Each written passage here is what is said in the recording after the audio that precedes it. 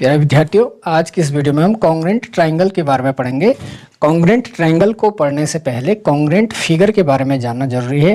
तो congruent figure क्या होती है? देखिए, two geometrical figures having exactly same shape and size are known as congruent figure. देखिए, दो ज्योमेट्रिकल फिगर, कोई भी दो ज्योमेट्रिकल फिगर या दो से ज़्यादा भी हो सकते हैं, जिनका शेप और साइज सेम होता है, उनको कॉन्ग्रुएंट फिगर कहते हैं। शेप एंड साइज, अगर कुछ ज्योमेट्रिकल फिगर ऐसे हैं जिनके शेप तो सेम है लेकिन साइज सेम नहीं है, तो उनको कॉन्ग्रुएंट नहीं कहते हैं। जैसे हमारे पास सर्कल्स हैं, एक छोटा है, एक बड़ा है, उससे बड़ा है, तो शेप तो शेप है, उनका सर्कुलर है सारे, लेकिन उनका साइज इक्वल नहीं है, तो उनको कॉन्ग्रुएंट नहीं कहेंगे। तो कॉन्ग्रुएंट होने के लिए शेप एंड साइज इक्वल होने चाहिए, शेप एंड साइज। तो यहाँ पे देखिए, one can be superimposed on the other to cover it exactly. जब एक जियोमेट्रिकल फिगर को दूसरे के ऊपर रहेंगे तो एग्जैक्टली एक दूसरे को कवर करे, उसका कोई भी भाग एक दूसरे से बाहर नहीं होना चाहिए, आउट नहीं होना चाहिए। तो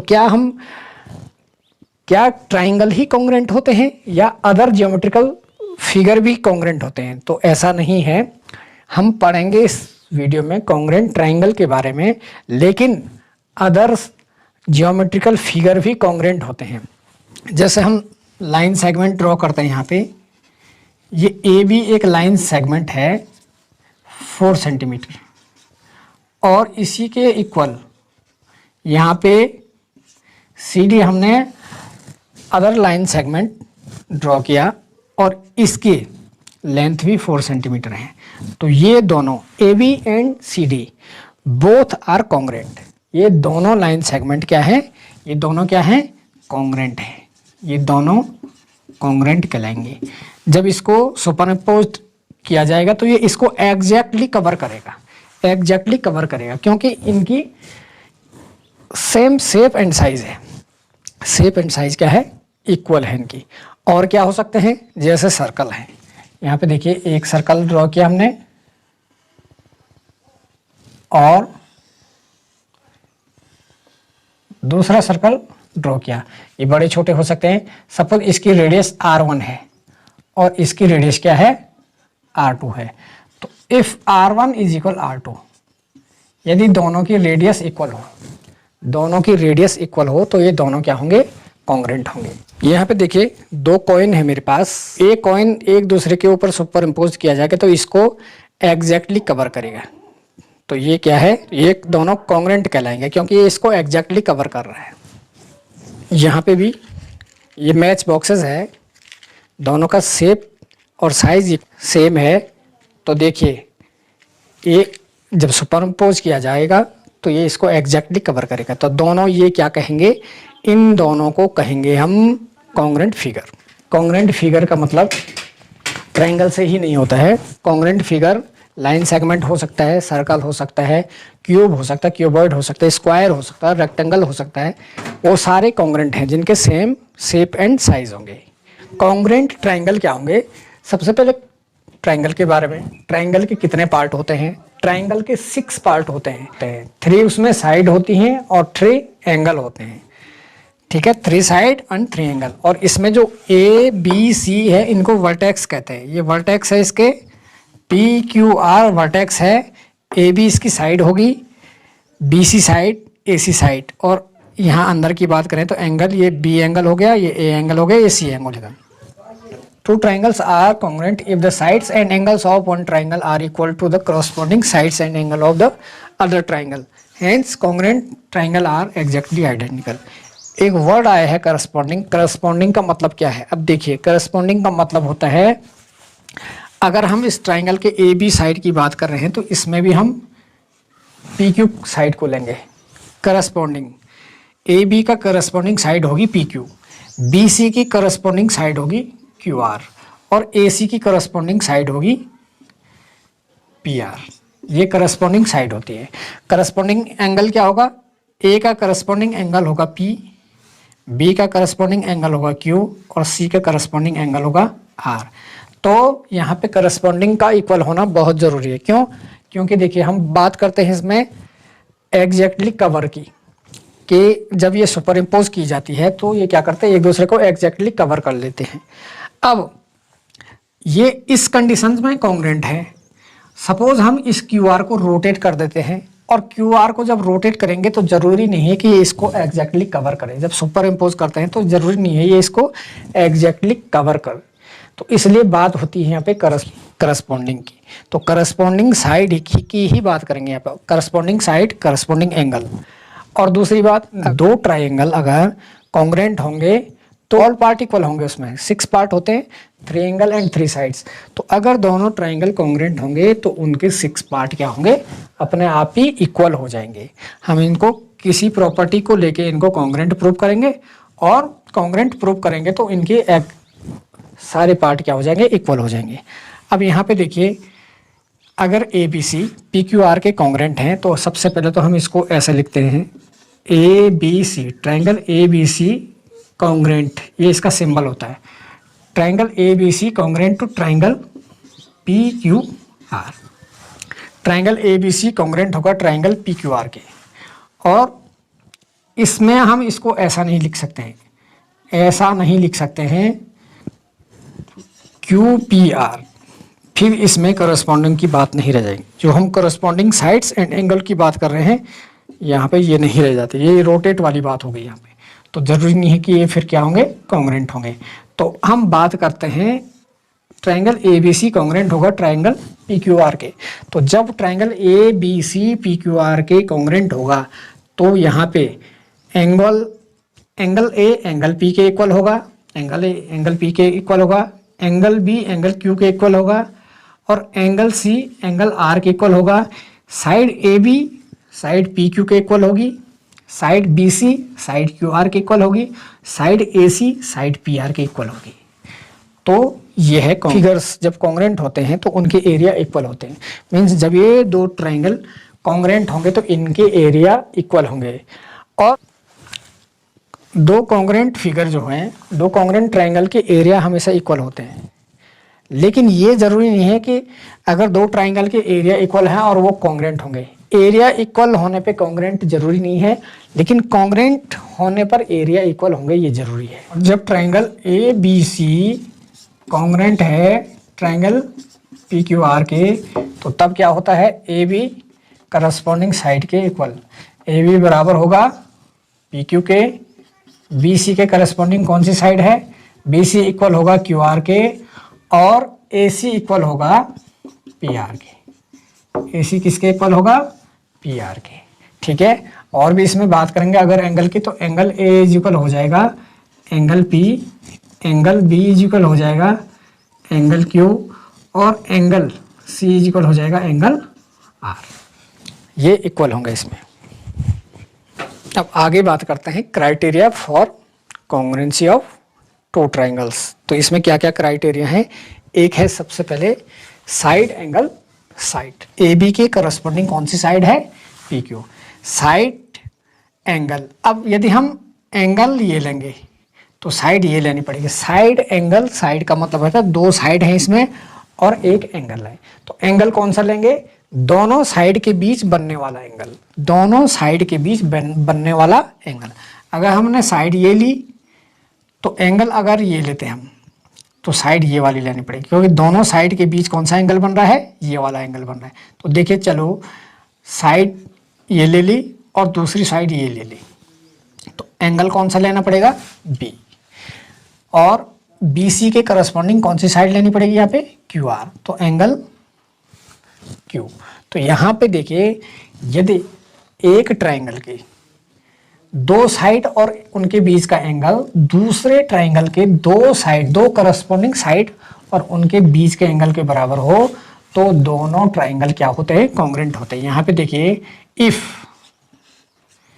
ए बी किसके इक्वल हो, ए बी इक्वल हो पी क्यू के, ए बी की करस्पॉन्डिंग साइड है P Q, B C equal है क्यू आर के, और एंगल बी उनके बीच का एंगल, तो उनके बीच का एंगल क्या है, वी है, angle B is equal angle Q.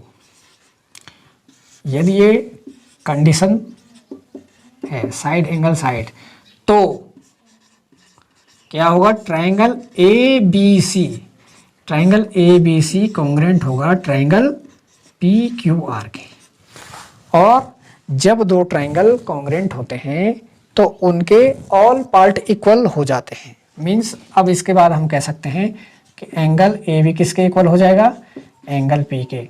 Angle are किसके इक्वल हो जाएगा, एंगल सी के। मीन्स ये भी अपने आप ही इक्वल हो जाएंगे। तो ये है side angle side criteria for congruency of two triangles. के बाद दूसरा क्राइटेरिया है एंगल साइड एंगल का।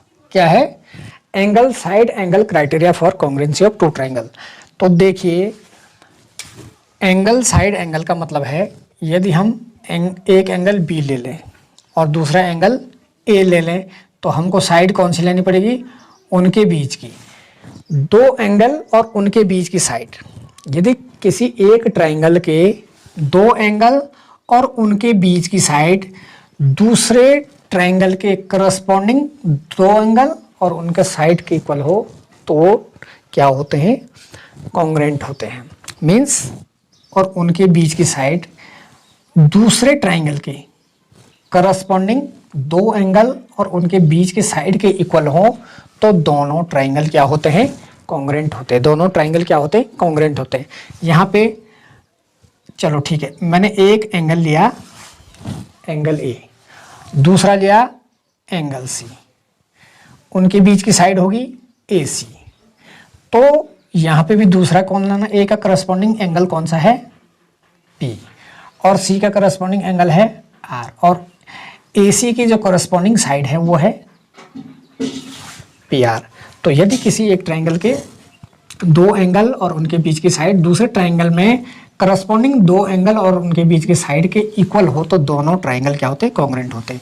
यहाँ पे if angle A is equal angle P, angle C is equal angle R and A C is equal P R, A C is equal P R, तो then triangle A B C will be congruent to triangle P Q are.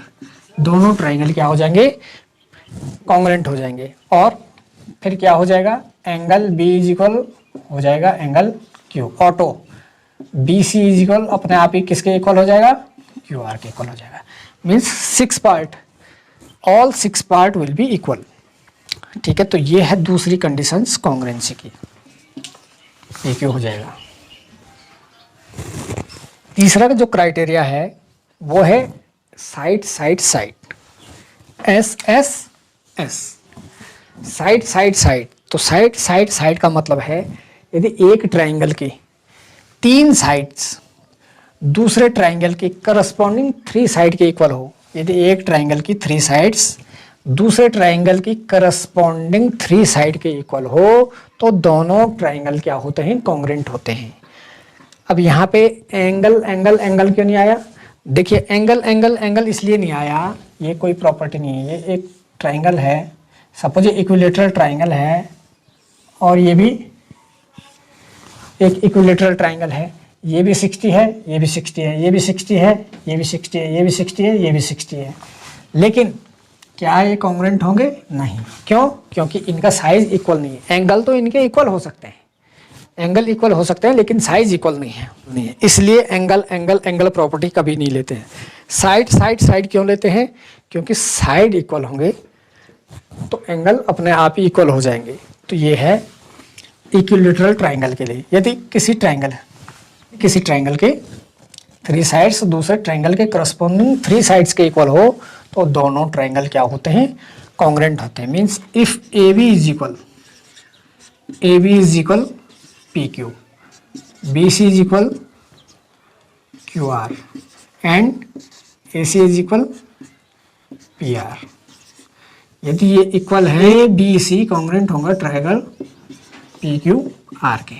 Means बाकी उसका जो 3 angle हैं corresponding 3 angle equal हो जाएंगे। ए is equal हो जाएगा angle P, angle B is equal हो जाएगा एंगल क्यू और एंगल सी इज इक्वल हो जाएगा एंगल आर। तो ये करस्पॉन्डिंग एंगल क्या हो जाएंगे, इक्वल हो जाएंगे। इसमें जो अपने आप ही इक्वल हो जाते हैं इसको बोलते हैं सीपीसीटी। सीपीसीटी क्या हुआ, सीपीसीटी हुआ corresponding corresponding part of congruent triangle. CPCT का रूल है, ये सीपीसीटी से इक्वल हो जाते हैं। सीपीसीटी से मतलब ये हमने कॉन्ग्रुएंट प्रूव कर दिया था, तो जब दो ट्राइंगल कॉन्ग्रुएंट होंगे तो उनके अदर पार्ट, ऑल पार्ट क्या हो जाएंगे, इक्वल हो जाएंगे। सीपीसीटी से corresponding part of congruent triangle. RHS, RHS का मतलब है right angle, hypotenuse and side. तो ये जो प्रॉपर्टी है, कंडीशन होती है, यदि एक ट्राइंगल का, किसी एक ट्राइंगल का हाइपोटेन्यूस, ये हाइपोटेन्यूस होता है, हाइपोटेन्यूस और वन साइड, यदि किसी राइट एंगल ट्राइंगल का हाइपोटेन्यूस और वन साइड दूसरे राइट एंगल ट्राइंगल का हाइपोटेन्यूस और करस्पॉन्डिंग साइड के इक्वल हैं, तो दोनों राइट एंगल ट्राइंगल क्या होते हैं, कॉन्ग्रुएंट होते हैं। दोनों राइट एंगल ट्राइंगल कॉन्ग्रुएंट होते हैं। सबसे पहले ये प्रॉपर्टी यूज होती है किसमें, आरएचएस यूज होता है किसमें, ओनली राइट एंगल ट्राइंगल में, जिसका कोई एक एंगल क्या हो, राइट एंगल हो। और राइट एंगल ट्राइंगल में किस प्रकार से ये प्रॉपर्टी यूज होती है, यदि किसी ट्राइंगल का हाइपोटेन्यूस और एक साइड दूसरे ट्राइंगल के हाइपोटेन्यूस और करस्पॉन्डिंग साइड के इक्वल हो, तो दोनों ट्राइंगल क्या होते हैं, कॉन्ग्रुएंट होते हैं। मीन सपोज ये है ट्राइंगल एबीसी में AC इज इक्वल किसके है, AC इज इक्वल PR है और BC इज इक्वल क्या है, QR है। BC इज इक्वल QR है, तो यहाँ पे एंगल तो 90 है इनके, angle B is equal angle Q is equal 90 degree, क्योंकि राइट एंगल है, तो ये दोनों क्या होंगे, कॉन्ग्रुएंट होंगे। और इनके फिर CPCT से ऑल पार्ट भी क्या हो जाएंगे, इक्वल हो जाएंगे।